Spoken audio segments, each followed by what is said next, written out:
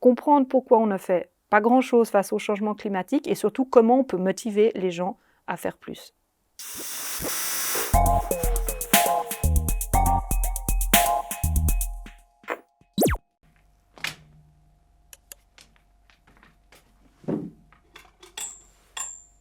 Mais elle est déjà éteinte.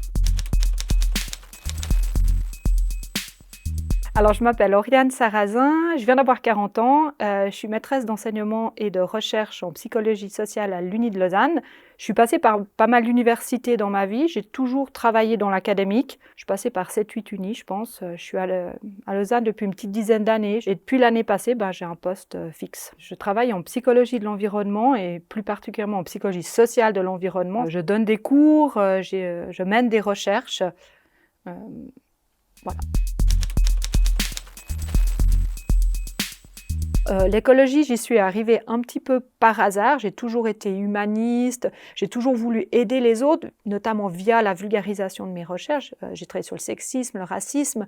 Puis une fois, j'étais à une séance, on travaillait dans le cadre d'un mandat pour un canton roman, et le but était de produire des scénarios du futur. Et je suis sortie de cette séance, mais je me suis dit, mais on va tous mourir. Là, j'ai vraiment eu mal au ventre, j'ai eu un pic d'éco-anxiété, je pense, terrifiant ce jour-là. Je suis rentrée à la maison. J'ai dit à mon compagnon, mais on a 3 enfants, j'ai dit, les enfants, ils n'ont aucun avenir. Et puis il m'a dit, mais oui, je veux dire, on le sait. C'est là que j'ai vraiment eu un choc. Je me rendais compte qu'il y avait une crise écologique, mais c'est vraiment quand je suis rentrée dedans par ma profession que c'est devenu mon objectif numéro 1. Ce que j'essaie de comprendre, c'est pourquoi en fait l'humain reste complètement passif face à un énorme danger par rapport au changement climatique et surtout comment construire des programmes de sensibilisation et comment pousser l'humain à agir. Les psychologues, c'est comprendre comment le cerveau humain marche, comment on réagit à certaines situations. Ça ne veut pas dire que quand on travaille sur l'environnement ou l'écologie, que l'humain est responsable de tout en tant que personne. On sait que ce qui détruit l'environnement, ce sont des systèmes économiques, des systèmes politiques. Par contre, ce qu'on sait de la recherche en psychosocial de l'environnement, c'est que si on se sent efficace en tant que groupe, ça peut être toute une génération, ça peut être un groupe militant, ça peut être l'Université de Lausanne, si on se dit « mais ensemble on est plus fort », et bien là on va commencer à agir. Donc c'est pour ça que c'est important de dépasser l'individu, c'est en agissant en tant que société, en tant que groupe, et c'est là que la psychologie sociale, mon domaine, a vraiment beaucoup à contribuer.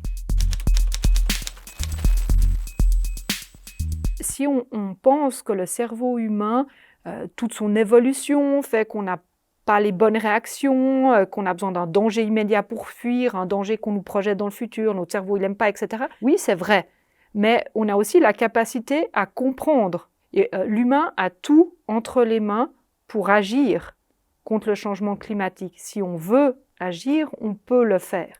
Un des grands freins à l'action, c'est simplement qu'on a toujours des buts en compétition dans nos têtes. Par exemple, j'ai des enfants, j'aimerais qu'ils aient un futur de qualité. Oui, mais aller en vacances en Gruyère, ça m'intéresse quand même moins que les Seychelles, fondamentalement. Et il faut vraiment que beaucoup d'efforts, en fait, conscients aussi de notre part, pour que le but environnemental il surmonte les autres buts qu'on a en compétition tout le temps. Mais l'humain a les capacités pour le faire. Dire que notre cerveau n'est pas adapté au changement climatique, c'est aussi se chercher des excuses.